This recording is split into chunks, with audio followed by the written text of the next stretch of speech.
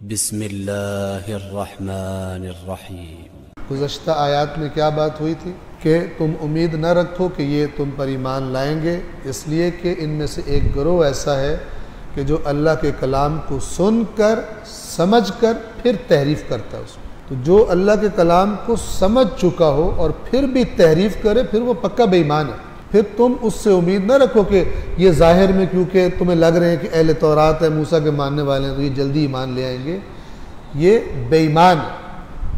اللہ کے کلام کو سن کر تحریف کر چکے ہیں، یہ ایمان نہیں لائیں گے۔ اس کا مطلب ہے دیندار جو ظاہری طور پہ اپنے آپ کو کسی دین سے منسوب کرتا ہے لیکن ہے بے ایمان، وہ بہت خطرناک ہے۔ اس سے اچھی امید کم ہی رکھنی چاہیے جب تک کہ انسان اللہ کی بات سن کر اسی طرح مان لے، اپنے پاس سے اس کو اوپر نیچے نہ کرے۔ جو اللہ کے دین کو اوپر نیچے کرنا شروع ہو جاتے ہیں، کانٹ چھانٹ شروع کرتے ہیں اپنی مرضی کا تاکہ دین کو کر دیں، کہتے ہیں ہمیں تو ایسا دین بتاؤ جو ہماری مرضی کے مطابق ہو، ہم ڈسٹرب نہ ہو، پھر ان سے ہر قسم کی کرپشن کی توقع کی جا سکتی، اس لیے کہ جو اللہ سے نہیں ڈر رہا پھر وہ کسی سے بھی نہیں ڈرے گا۔ اور پھر فرمایا تھا کہ یہ لوگ جب مومنوں سے ملتے ہیں کہتے ہیں ہم ایمان لے آئے، چونکہ جو اب تازہ مومن ہیں پہلے ان سے اسی رسول کے بارے میں باتیں سن چکے تھے، اب کیسے انکار کریں، لہٰذا ان کے سامنے کہہ دیتے ہیں بالکل جی بالکل ہم بھی ایمان رکھتے ہیں۔ لیکن جب آپس میں میٹنگز کرتے ہیں، سیکرٹ میٹنگز، تو کہتے ہیں کیوں تم ان کو بتا رہے ہو وہ باتیں کہ جو اللہ نے تمہیں بتائی ہوئی ہیں، اور تم اگر ان کو بتا دو گے تو کل قیامت کے دن یہ لوگ تمہارے خلاف گواہی دیں گے کہ ان کو پتہ تھا پھر بھی ایمان نہیں لائے۔ کتنی حماقت ہے۔ اور اللہ نے فرمایا تھا کیا ان کو نہیں معلوم کہ جو یہ چھپاتے ہیں وہ بھی اللہ جانتا ہے اور جو یہ بتاتے ہیں وہ بھی اللہ جانتا ہے۔ لوگوں سے چھپا لیں گے تو اللہ سے بھی چھپا لیں گے۔ کیسی حماقت والی باتیں کریں۔ آیت نمبر 78، یہودی علماء کرپٹ اور یہودی عوام کتاب خدا سے کٹی ہوئی، ڈسکنیکٹڈ۔ کیسا معاشرہ اور کیسے عقیدے وجود میں آئے؟ دو انسانوں کے طبقوں کا اللہ ذکر کرتا ہے ان اگلی آیات میں بہت اچھی طرح، تاکہ پھر ہم ان کو دیکھیں کہ ہمارے زمانے میں کیا ہو رہا ہے۔ پہلا طبقہ کون سا جس کا اللہ ذکر کر رہا ہے؟ وہ عوام جو کتاب خدا سے جاہل۔ اور پوچھو کہ اللہ نے جو تمہیں کتاب دی اس میں کیا لکھا ہے؟ اپنی آرزویں بتائیں گے، قرآن میں یہ لکھا ہوا ہے، ہم حق پر ہیں باقی باطل۔ پوچھو پڑھا ہے؟ کوئی نظر نہیں آئے گا پڑھا ہوا۔ کہاں اللہ کہتے ہیں یہ تم نے آرزویں کہاں سے بنا لی، ہماری کتاب میں تو نہیں لکھا ہوا۔ تو بالکل یہودیوں کو فالو کر رہے ہیں۔ اچھا، جب عوام کٹ گئی کتاب سے تو خود کرپٹ علماء نما افراد کا طبقہ وجود میں آیا کہ جو مال کھانا چاہتے ہیں، ان کا فوکس ہے مال کھانے پر۔ پھر وہ دیکھتے ہیں کیسی باتیں کریں تو ہماری فیس زیادہ پے ہوگی، کیسے خوش کریں لوگوں کو، پھر کتاب خدا کی تعریف کرتے ہیں۔ یہ دوسرا طبقہ جاہل عوام کی وجہ سے کرپٹ دین فروش، دین میں تعریف کر کے پیسے کھانے والے علماء نما افراد وہ وجود میں آئیں گے۔ اور پھر عقیدے کیسے بنیں گے لوگوں کے؟ اس طرح کی باتیں اس طرح کے لوگوں سے سن کر لوگوں کو خوش کرنے کے لیے کیا باتیں آئیں گی کہ تم اول تو دوزخ میں جاؤ گے نہیں، جہنم میں، تم اللہ کی فیورٹ قوم ہو، تم اول تو جہنم میں جاؤ گے نہیں، اور اگر تم جہنم میں چلے بھی گئے تو کچھ عرصہ وہاں تمہاری تفتیش کی جائے گی، مار پیٹ تمہاری کی جائے گی، پھر تم حتماً واپس جنت میں آ جاؤ گے۔ یہ عقیدے مینوفیکچرڈ، جو سیلف مینوفیکچرڈ عقیدے تھے تورات سے کٹ کر یہ وجود میں آ گئے تھے۔ اللہ نے اس کی مثال دی۔ اب ان آیات کو آپ ان کے میسج کو سنیں اور پھر دیکھیں کہ ہمارے معاشرے میں عبرت لی گئی ہے اس حرکت سے کہ نہیں ویسے ہی چل رہے ہیں جیسے یہودی کیا کرتے تھے۔ سورۃ البقرہ آیت نمبر 78 سے، وَمِنْهُمْ أُمِّيُّونَ، اور ان میں سے کچھ جاہل ایسے ان پڑھ، اور یہاں ان پڑھ سے مراد یعنی تورات کے ان پڑھ، ویسے تو پتہ نہیں پی ایچ ڈی کی ڈگری لے کے پھر رہے ہوں، تورات کے ان پڑھ، ادھر سے جاہل۔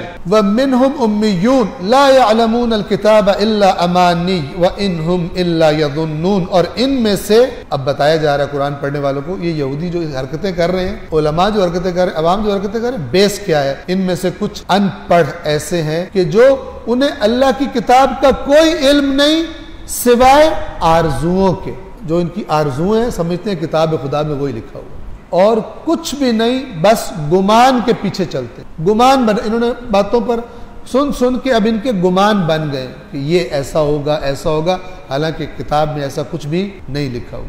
آیت نمبر 79، فَوَيْلٌ، اب ان علماء کا تذکرہ ہے کہ جو دین اپنے پاس سے گھڑ کر اور کہتے ہیں یہ اللہ کا دین ہے، ان کے بارے میں کہا جا رہا ہے۔ فَوَيْلٌ لِّلَّذِينَ يَكْتُبُونَ الْكِتَابَ بِأَيْدِيهِمْ ثُمَّ يَقُولُونَ هَذَا مِنْ عِنْدِ اللَّهِ، پس ہلاکت ہے یعنی عذاب ہے اور بربادی ہے ان لوگوں کے لیے جو کتاب کو اپنے ہاتھ سے لکھتے ہیں اور پھر کہتے ہیں یہ اللہ کی طرف سے آئی۔ عوام تو جاہل، انہیں پتہ ہی نہیں کہ تورات میں کیا لکھا ہوا، لہذا یہ اپنی مرضی سے بات گھڑتے ہیں، لکھ دیتے ہیں اور کہتے ہیں یہ اللہ کی تورات تعریف اسی طرح ہوئی۔ ہمارا قرآن کا ورژن کیا ہے، قرآن کے متن کے محفوظ ہونے کی اللہ نے ضمانت دی ہے کہ میں اس کا محافظ ہوں، لہذا قرآن کے ساتھ اور گیم کرتے ہیں، آیت پڑھی اور پھر ترجمہ اپنے خیالات کا، اپنے مرضی کا ترجمہ وہ کر دی، اور عوام کو پتہ ہی نہیں ہے کہ کیونکہ آیت پڑھی کبھی نہیں، پتہ ہی نہیں ہے کہ یہ آیت ہے کیا، اس کا مطلب کیا، جو مرضی بولنے والا بتا دے وہ بتا دے۔ تورات کو ایک کتاب کو اپنے ہاتھوں سے لکھتے ہیں، پھر کہتے ہیں یہ اللہ کی جانب سے ہے، کیوں یہ حرکت کرتے ہیں، کیا ضرورت پیش آئی اتنا بڑا جرم کرنے کی کہ اللہ کی امانت میں خیانت کر رہے ہیں، کیا سبب بنا؟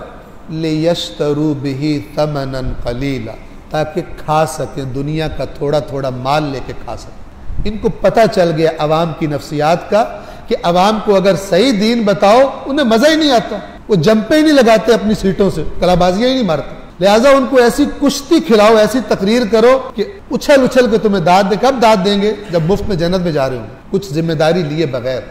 تو تحریف کر کے دین بتاؤ، شارٹ کٹس بتاؤ دین میں، دین کی شکل ہی بگاڑ دو تاکہ لوگ کرپٹ ہو جائیں، گناہوں میں پڑ جائیں۔ ظاہر جب خدا کا خوف نکل گیا، جب جہنم کا خوف نکل گیا، تم تو پکے جنتی ہو، تو پھر جو دل میں آئے کرے وہ، پھر تو اس کو لائسنس مل گیا۔ جو دین آیا تھا اس کو روکنے گناہ سے، اس دین کے نام پر اس کو لائسنس دے دیا گیا ہے، تو حتماً جنت میں جائے گا۔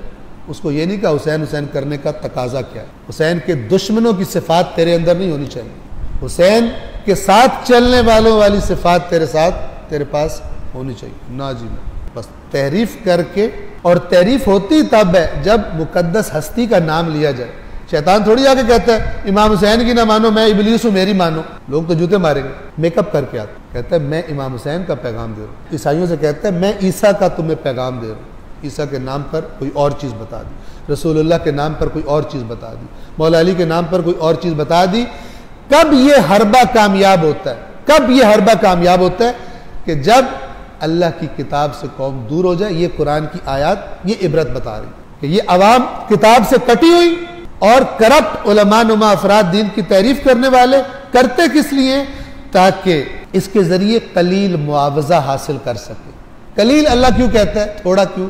اس لیے کہ اگر یہ امانت داری سے خدا کے دین کو بتاتے لوگوں کو تو یہ تو انبیاء کے ساتھ درجہ پاتے، انبیاء کے وارث کہا گیا تھا ان کو، علماء کو، جنہیں کتاب کا علم تھا، جنہوں نے پڑھا، مطالعات کیے، تیاری کی، لیکن اب مال دنیا پہ گر پڑے، اور جتنا بھی ساری دنیا کا مال ہے تب بھی آخرت کے اجر کے مقابلے میں کچھ بھی نہیں، لہذا اللہ اسے قلیل کہتا۔ اب انہوں نے دو کام کیے تھے، ایک کتاب لکھی تھی اپنے پاس سے اور ایک اس کے ذریعے کمائی کی تھی۔ اللہ نے دو دفعہ تکرار کی، کیا فرمایا؟ فَوَيْلٌ لَهُمْ، ان کے لیے ہلاکت ہے، مِمَّا كَتَبَتْ أَيْدِيهِمْ، جو انہوں نے اپنی محنت کی تھی۔ ٹھیک ہے نا، وہ کہتے ہیں یہ غریب کی اپنی محنت ہے، یہ آپ کو کسی کتاب میں نہیں ملے گی، نہ آپ نے پہلے کبھی سنا ہوگا، یہ غریب کی اپنی محنت ہے۔ فَوَيْلٌ لَهُمْ مِمَّا كَتَبَتْ أَيْدِيهِمْ، جو انہوں نے خود سے گھڑ کے لکھا اس پر بھی ان کے لیے عذاب اور بربادی ہے۔